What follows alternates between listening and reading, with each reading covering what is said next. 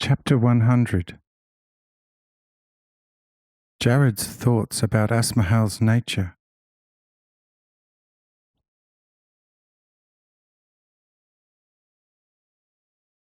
Then Seth stepped up to Adam and asked him whether something would still take place here, or whether they had to prepare for departure. But Adam replied, "Seth, you are aware who is among us. We shall go when it pleases him. Until then we shall wait in love and patience. Amen."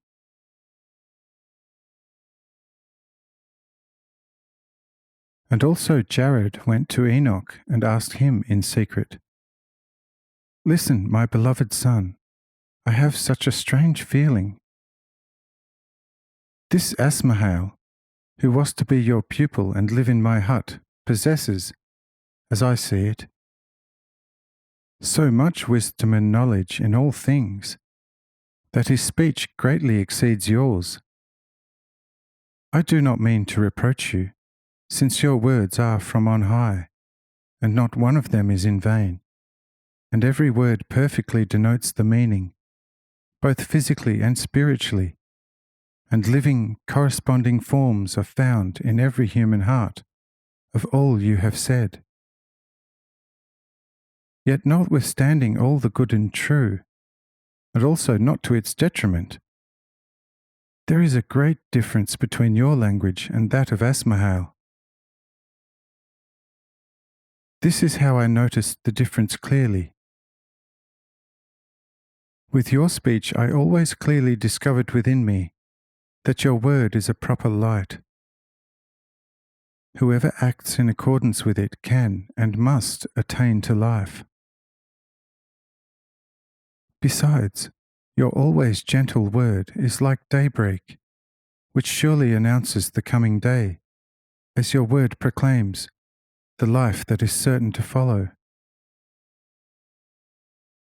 But in Asmahal's speech, I noticed that it already gives life in abundance, and thus his words are as much as an accomplished fact. He mentions things of supreme wisdom. Who could normally comprehend them?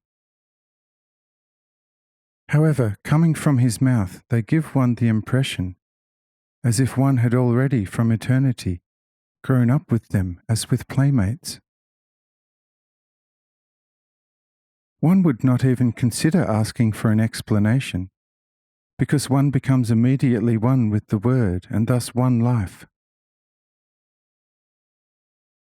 The only strange and incomprehensible thing, in this case, is that it is your pupil from the lowland who has this ability, without even having received any actual instruction from you. According to him, he is a child of slaves, and was forbidden to ever utter a word there or suffer the terrible punishment of death. His parents were killed in the most cruel manner.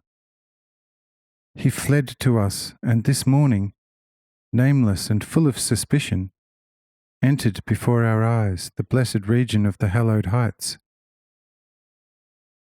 You helped him up before Adam. Adam acknowledged him, blessed him, and gave him a name. Then Adam gave him into my and your care because of the acute longing of his heart to seek and find God. However, the moment he was allowed to open his mouth, every one of his words was so perfectly good and true that all of us were amazed at his words.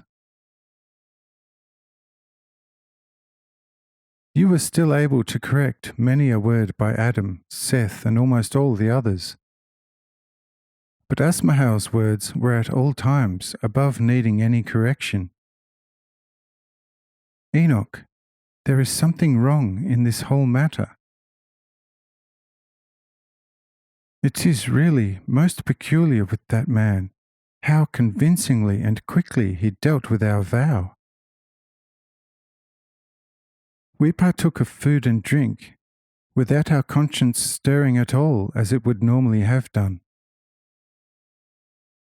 Now he has already managed to have even Adam, as well as you, Seth and Kenan, apparently quite dependent on him. But the strangest thing is that, as far as I know, he himself has not eaten anything as yet.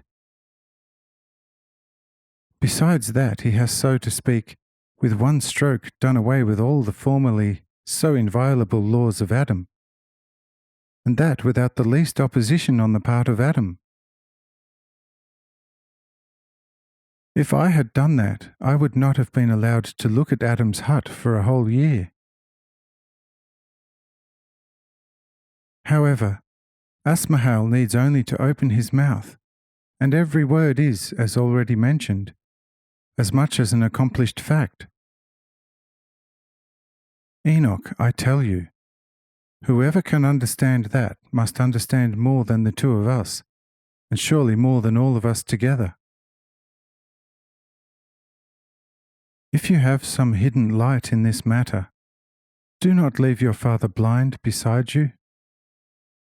But if you are no better off than I in this matter, it will be rather difficult to ever gain clarity about it.